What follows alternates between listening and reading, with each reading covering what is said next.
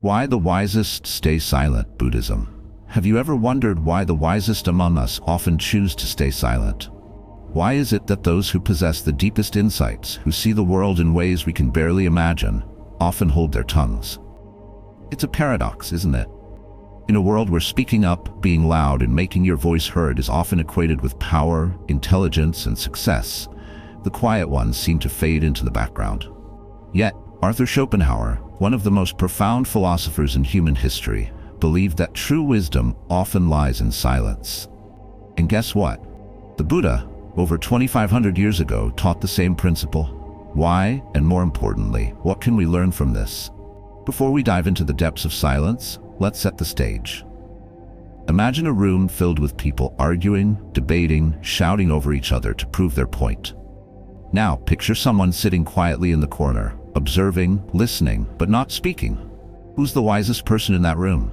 The one shouting the loudest, or the one who understands that not every thought needs to be expressed? Not every argument needs to be won? If you think it's the latter, you're already on the path to understanding the Buddha's secret. The Buddha once said, "Better than 1,000 hollow words is one word that brings peace." Silence, in this sense, is not weakness. It's strength. The wisest stay silent not because they have nothing to say, but because they understand the futility of saying it. Here's the first layer of this wisdom. Most people don't listen to understand. They listen to reply. Think about it. How many times have you been in a conversation where the other person was just waiting for their turn to speak? How many arguments have you had where no matter how logical your points were, they fell on deaf ears? Words are powerful, but they're also limited. The Buddha saw this limitation and realized that silence often speaks louder than words. But here's the twist. Silence isn't just about staying quiet. It's about listening. It's about observing. It's about understanding. The wisest people stay silent, not because they're passive, but because they're active in a way most of us can't comprehend. They're absorbing the world, analyzing it, seeing patterns and connections that we miss because we're too busy talking. Silence, in this sense, is a form of action. It's a way of engaging with the world on a deeper level. Now let me ask you this. How often do you really listen? Not just to others, but to yourself, to the world around you? How often do you take a step back from the noise and just observe? If the answer is not often, then maybe it's time to rethink the way you approach life. Maybe it's time to adopt the Buddha's strategy. The Buddha also believed that silence protects us. When we speak, we reveal our thoughts, our intentions, our vulnerabilities. In a world where people are quick to judge, quick to criticize, quick to exploit, silence can be a shield. It allows us to maintain control over what others know about us. It gives us power, not in the sense of domination, but in the sense of autonomy. The less you say, the less others can use it against you. The less you reveal, the more unpredictable you become. But there's a deeper layer to this. Silence isn't just about protecting yourself from others. It's also about protecting yourself from yourself. How many times have you said something you regretted? How many times have you let your emotions get the better of you and said something you didn't mean? The Buddha understood that words, once spoken, can't be taken back. Silence, on the other hand, is a choice. It's a way of exercising self-control, of not letting your emotions dictate your actions. As we come to the end of this first part, I want to leave you with a question. What would your life look like if you spoke less and listened more? If you chose silence over noise, observation over reaction, wisdom over impulsiveness? Would you see the world differently? Would you see yourself differently? Think about it. And when you're ready, let's continue. So, why does silence hold such power? Why did the Buddha and so many other great thinkers place such importance on it? To understand this, we have to dive deeper. Silence isn't just the absence of sound. It's a presence in its own right. It's a space, a void, a pause that allows something greater to emerge. Think of it like this. A wise person's silence is not empty. It's heavy. It has gravity. It pulls people in, and most intriguingly, it shapes the world around them. Here's a paradox for you to consider. Silence is often the loudest voice in the room. Why? Because it invites reflection. When someone speaks, their words fill the air, leaving little room for interpretation. But when someone is silent, they leave a space, an opening for others to fill. And in that space, meaning is created. People project their thoughts, their fears, their assumptions onto the silence. It's why moments of silence can feel so intense, even uncomfortable. The silence forces us to confront something we often avoid: ourselves. The Buddha understood this dynamic. He knew that by choosing silence, you gain control, not just over yourself, but over the situation. Think about the times you've been in a heated argument and someone responded with silence. Didn't that silence carry more weight than any words they could have said? Didn't it make you question your own words, your own actions? That's the power of silence. It turns the focus inward. It forces people to think, to reflect, to question. And in a world where everyone is desperate to be heard, the one who chooses silence stands out. But there's another layer to this. Silence isn't just a tool for interacting with others. It's also a tool for understanding yourself. The Buddha believed that the world at its core is chaotic and full of suffering. To navigate it, we need clarity, focus, and inner peace. And silence is the gateway to all three.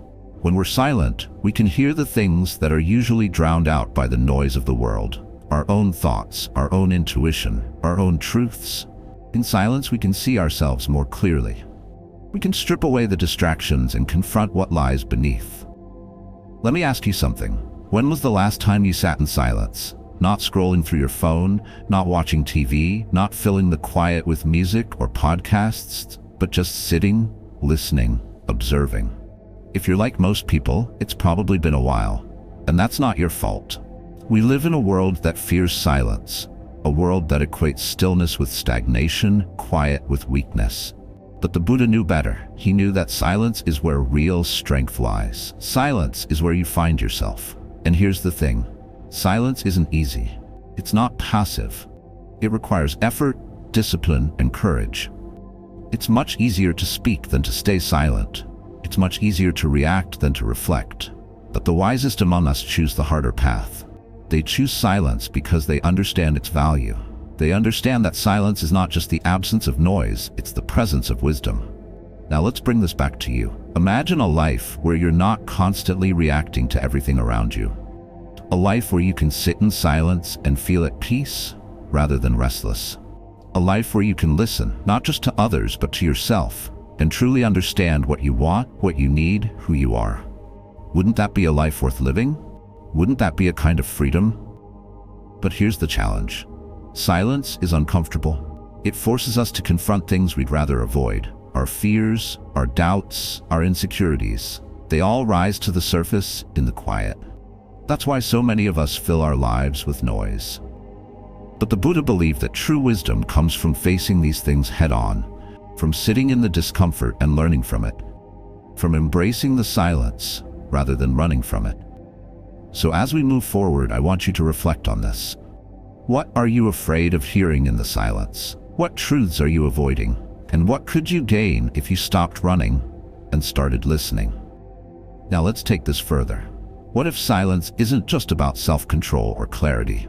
What if it's also a strategy for influence? One that's far more powerful than speaking could ever be. The Buddha's philosophy reveals something profound. Silence isn't just the absence of noise. It's a calculated act.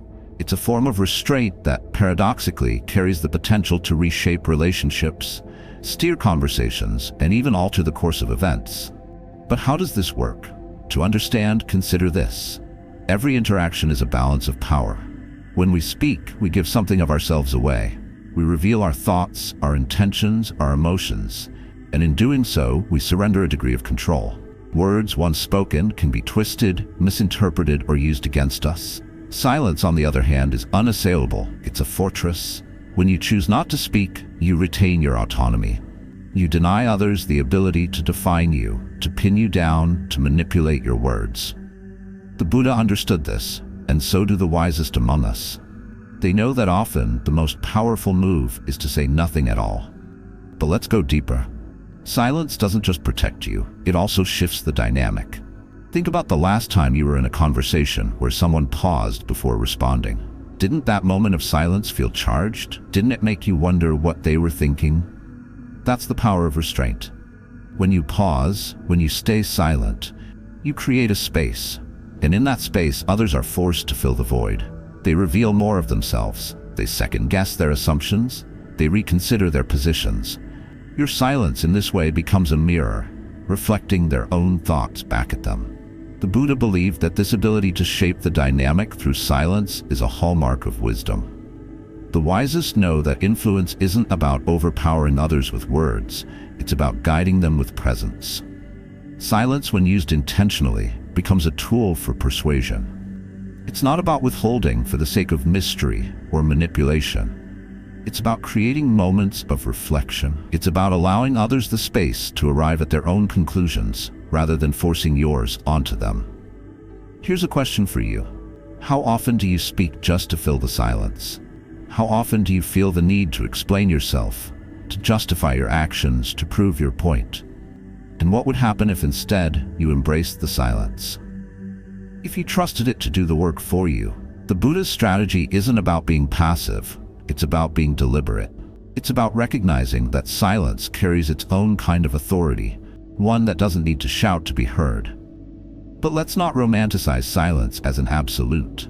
The Buddha wasn't advocating for perpetual quietude or disengagement. He understood that there are times when words are necessary, when speaking up is an act of courage, when silence can be complicit in injustice. The key is knowing when to speak and when to stay silent. This discernment is what sets the wise apart from the rest. They don't speak out of habit or impulse. They speak with purpose. And when they choose silence, it's just as intentional.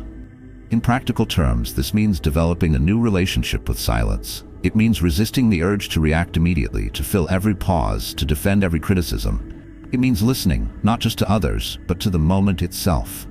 What is the silence telling you? What's being said beneath the words? What's being revealed in the absence of sound? Silence, when truly embraced, becomes a form of listening. It allows you to hear what's often missed. The subtext, the emotion, the unspoken truths. So let's bring this back to you. Imagine a life where your words carry weight, not because you speak more, but because you speak less. Imagine a life where your silence isn't a void, but a presence. Imagine a life where you're not controlled by the need to react, but guided by the wisdom to restrain. What kind of power would that give you? What kind of peace? As we move toward the final part, I want you to reflect on this. How can you use silence as a tool for influence, for understanding, for connection? How can you make your silence intentional, purposeful, meaningful? Let's explore this further in the next part. Here we are, the culmination of everything the Buddha's strategy reveals to us. If silence is a shield, a tool of influence, and a gateway to self-awareness, then what does it ultimately lead to? What is the final purpose of staying silent? To answer this, we need to step back from the noise of everyday life and look at the bigger picture. What does silence leave behind? What does it create that words cannot? And how can this understanding shape the way we live? The Buddha believed that the world, at its core, is driven by what he called dukkha, suffering, dissatisfaction, and impermanence. Most of us are slaves to this cycle, constantly speaking, doing, and striving without pause. But silence offers something radical, a break from this endless cycle. When we choose silence, we step outside the chaos. We create a moment of stillness in a world that's constantly moving, and in that stillness, we find clarity. We find freedom. Think about the most meaningful moments in your life. Were they filled with noise, or were they marked by silence? The quiet of watching a sunrise, the stillness of being with someone you love without saying a word, the pause before making a life-changing decision. These moments aren't powerful because of what was said. They're powerful because of what wasn't. Silence creates space for meaning to emerge. It allows us to feel the weight of existence, to connect with something deeper than words. But there's something even more profound about silence. It lasts. Words are fleeting. They're spoken, heard, and forgotten. But silence lingers. It echoes in the minds of those who experience it. It leaves room for interpretation, for reflection, for growth. This is why the wisest among us stay silent. They understand that what's left unsaid often speaks louder than what's said. They understand that silence isn't the absence of communication. It's a different kind of communication, one that transcends time and space. Here's a question to ponder. What kind of legacy do you want to leave behind? Is it one filled with noise, with countless words that evaporate the moment they're spoken? Or is it one of depth, of presence, of meaning? The Buddha's secret is that silence, when used wisely, becomes eternal. It leaves an impression that words cannot. It shapes not only the present, but the future. In practical terms, this means rethinking the way we approach our interactions, our decisions, our lives. It means embracing the power of the pause.